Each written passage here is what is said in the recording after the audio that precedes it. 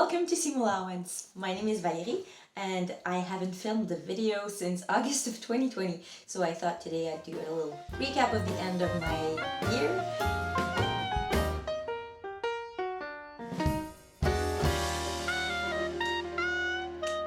So I haven't filmed since the end of August 2020.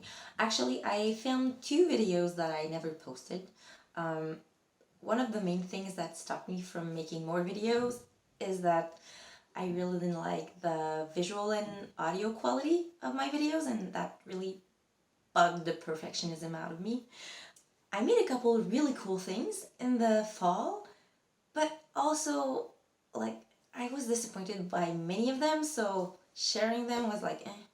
But I guess, we all learn from our mistakes, but also other people's mistakes. So I think it's very valuable to watch videos of people who have been maybe less successful with their makes. So I thought I'd share mine too. So let's go back to the summer.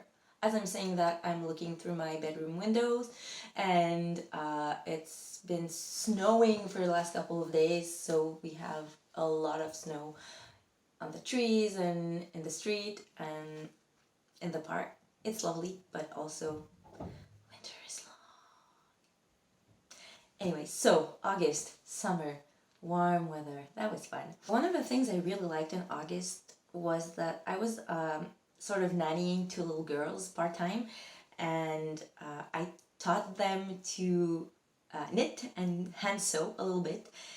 So with them I made little felt vests and berets and little slippers, and also I took that time to sew and knit some doll clothes. That was super fun. I had been wanting to try to sew for bodies other than mine, so a doll is kind of really good for that because they don't complain, they don't move, they do what you want them to do. I could borrow one of the girls' dolls and use her as my mannequin when I got home, and I made a couple kits, which was super fun. I'll show pictures of all the things here because obviously I don't have the doll clothes with me anymore because they were a gift for the little girls. But that was really fun, and actually the part where we were sewing or knitting together was super nice. The smallest of the two girls turned 7 in May, so hand sewing was like a whole new thing and she loved it, which was adorable. And also knowing that I maybe have sparked something in her and she might want to revisit it at some point is great. So I made a knitted sweater for the dolls. I made a little kit with a sleeveless blouse and a little skirt. It's a great way to use fabric scraps, and also it was a good way to learn to practice pattern drafting. It's not perfect yet, like the little shirt I made is the blouse, I should say. There were small fit issues, but for Christmas this year I actually got myself one of those dolls secondhand, so I will be able to perfect my doll pattern drafting in the coming months. One of the things also that I believe I made in August, and which was a very big success for me, which I'm really proud of, is that chevron skirt. I used a curtain that I thrifted, and I really liked the colors and the pattern, and I decided to try and do a self-drafted pleated skirt. Things worked really perfectly because the pattern of the chevron was 1 inch wide, and randomly I decided to make 1 inch pleats, so I was able to pattern match the pleats really well, which is fun. Also, I tried a different pleating pattern that I had previously, which turned out to actually be the pleating pattern of Georgian petticoats, which I got really interested in the fall. Pattern matching was really fun. I also wanted to, well, of course I wanted to have pockets, right? But I also wanted the zipper to be at the sides so I wouldn't disrupt the chevron pattern. So I thought about it hard for a couple days, weeks, and I figured a way to do it. Like I watched a couple tutorials, but I don't know, they didn't work for me. And also usually on my side seams, I do French seams, which I realized I couldn't do with a zipper, but I was able to still make it really like almost invisible, and it works really well. And I ended up like binding the inside of the seams.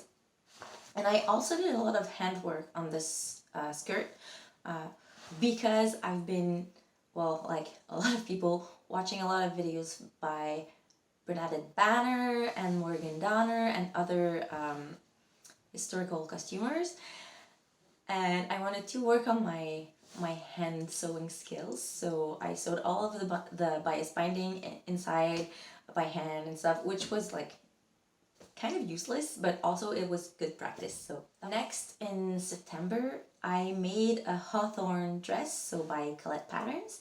I had made the blouse previously in, I believe, a size 4. I made the dress version with the 3/4 sleeves, and I used fabric that was given to me by my partner's mother, and the fabric came from her mother, who passed away a little more than a year ago. So I really wanted to do that fabric justice, you know. It's a chambray type of thing, and the way I pictured it in my head was really cool and vintagey, and yeah, it just did not turn out the way I was seeing it in my mind's eyes. So I don't know, it's a little bit grandma-like, or like country western jean jacket type of thing, like line dancing.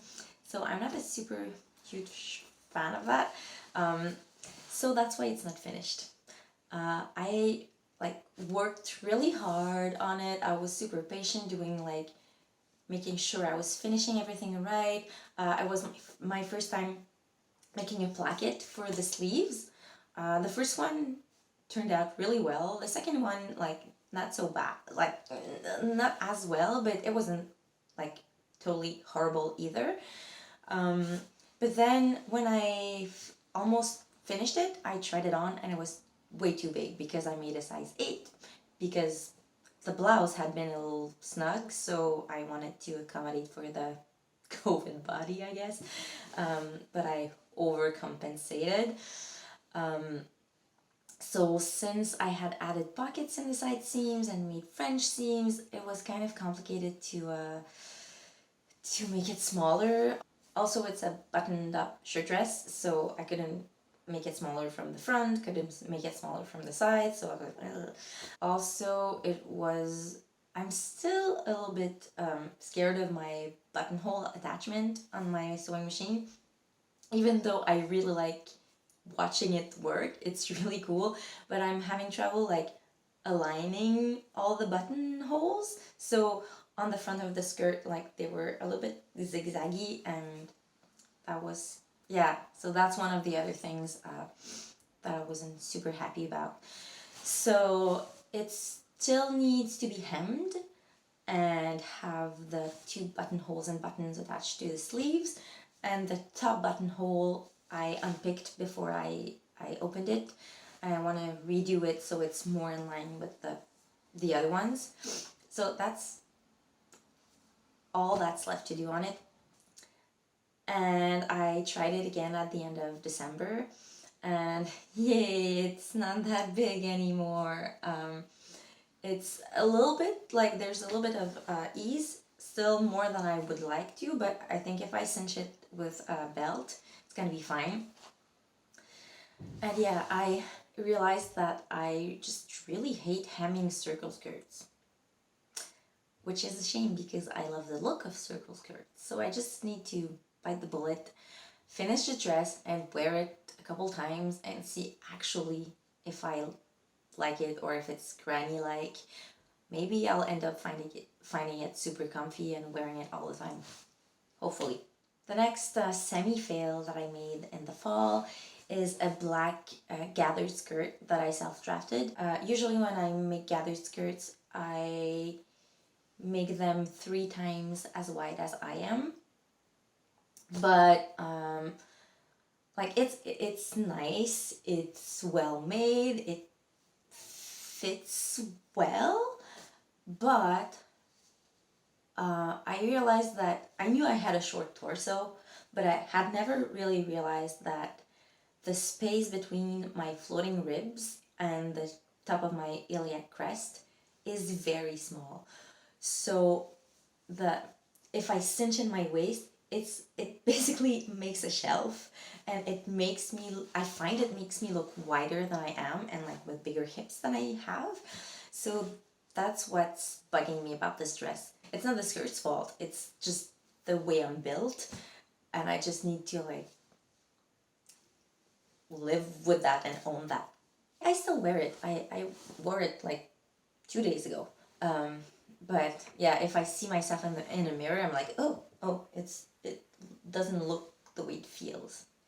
So I'll know for the future to pleat instead of gather, or to only gather very, very drapey fabrics. And then my last fail of 2020 was what was supposed to be my Christmas top for the year. So last year I made a skirt out of a tablecloth that I thrifted, which I was really looking for that specific like fabric because my mom has a tablecloth just like that.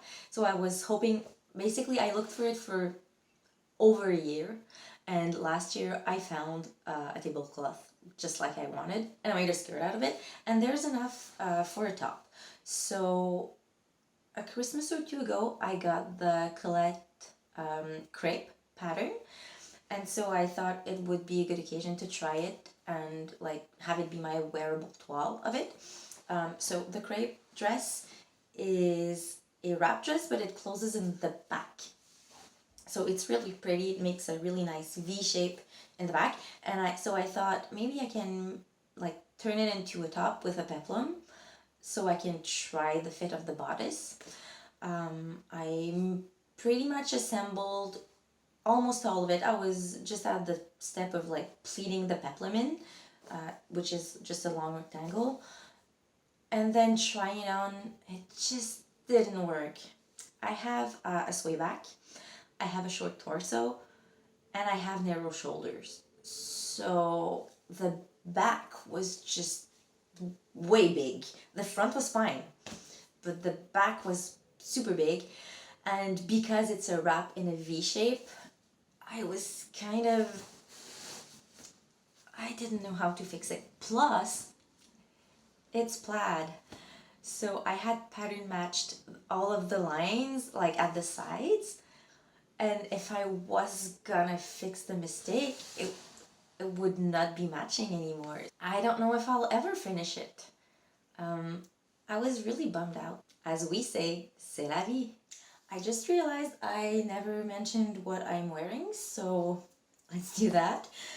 This is a Colette again, a dahlia that I made about 2 years ago. So like back when I kind of got into sewing a bit more again. It's like a plum color. I don't know if the lighting.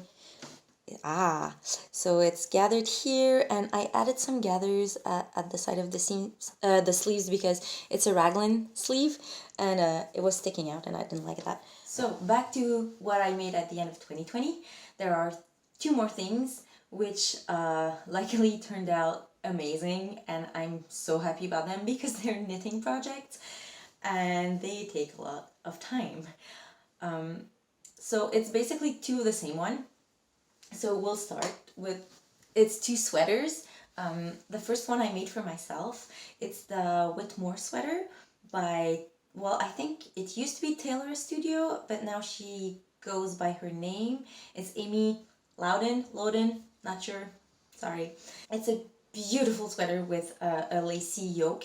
It was my first time knitting lace, and it's not half as hard as it seems. Really, the pattern was a charm to knit. I had to Google a couple terms because I had never used those techniques before, but they're really not hard to execute. So here's my Whitmore. You can see the lace here. It's a really pretty, like, leafy pattern. It's knitted holding two yarns. So for this one, the bigger one was a Bio Shetland, and the other one was a silk mohair. So it makes it really fuzzy and soft. And in the pattern, you have the choice between two sleeves. There's the bishop sleeve that you might be able to see with, like, it makes little gathers at the wrist, which is very cute. And there's a tapered sleeve. Usually the fit of this sweater is supposed to be like a bit more loose and long, but I saw Christina from Cassettes and Godets make one in one of her videos on her Instagram, and she made it shorter and like made it more close fitting, which gives it a vintage vibe, which I like, of course. So I decided to do the same. As I said, I don't have a lot of experience with knitting sweaters, so adjusting the decreases and stuff was like a bit of mental work, and I was not 100% sure myself, but it ended up being really nice. It's a bit longer than I would have liked, but in a way it's good because I can wear it with not so high-waisted like trousers and stuff, and it's still fine.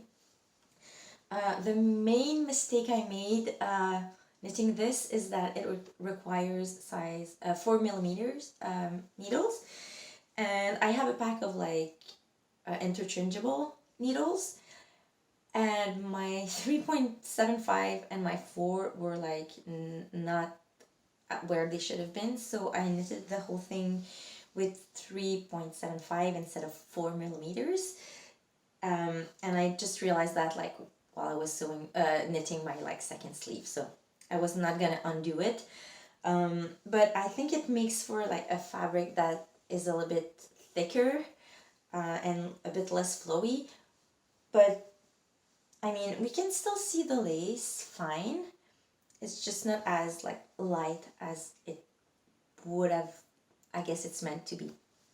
But I still really like it, and it took me about 5 weeks to knit it. On that, like, there was 1 week when I didn't really do much because I had made a mistake and I didn't know how to fix it, and so I just froze. But yeah, and I liked knitting it so much, and I liked the pattern so much that I decided to make a second one. This time, I'm not too greedy. I decided to make it as a gift for Christmas for my mother.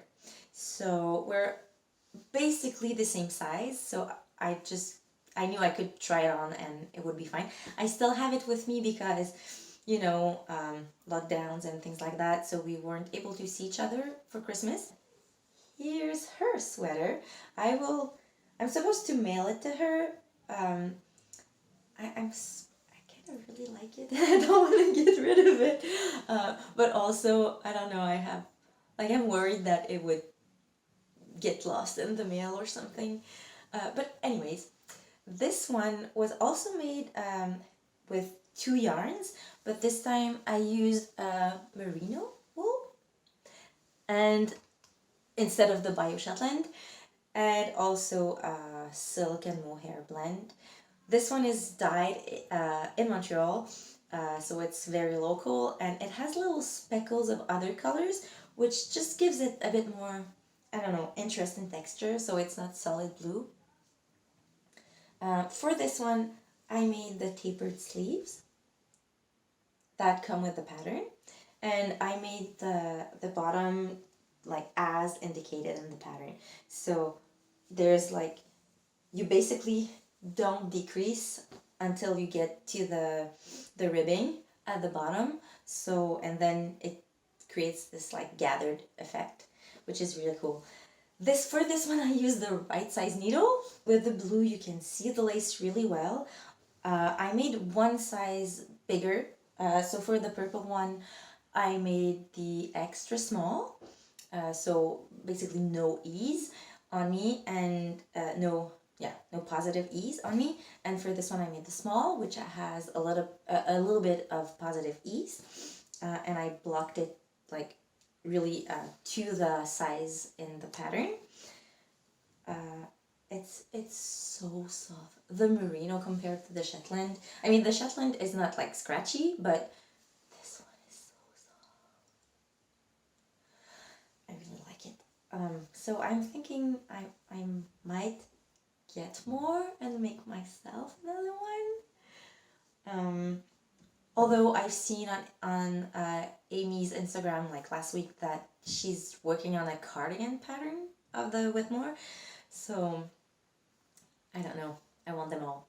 I'm super proud of both of them. I think they turned out great, and I wear mine with pride, and I'm really tempted to wear my mom's version before I send it to her.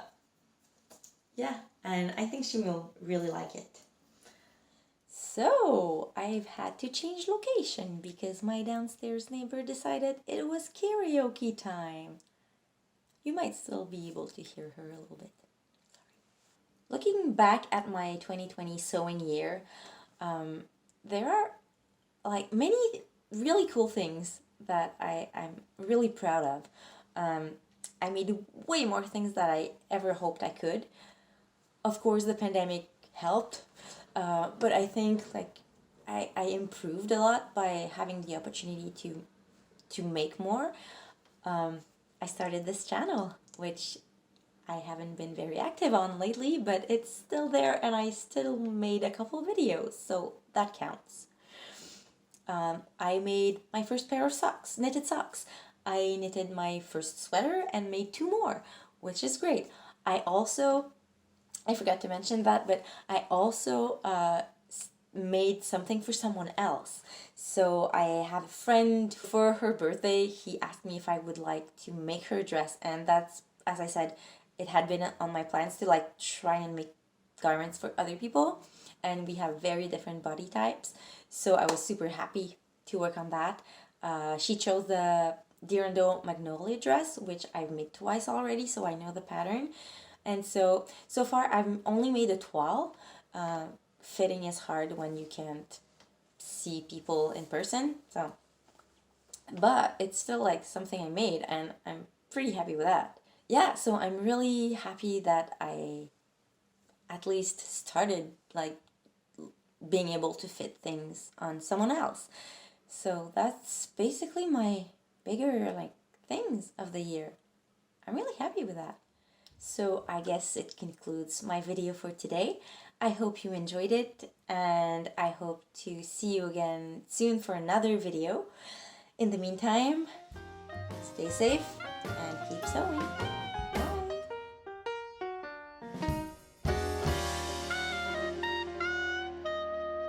Bonne année! Bonne année! Bonne année!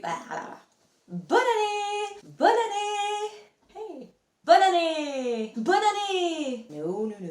Bonne année! Bonne année!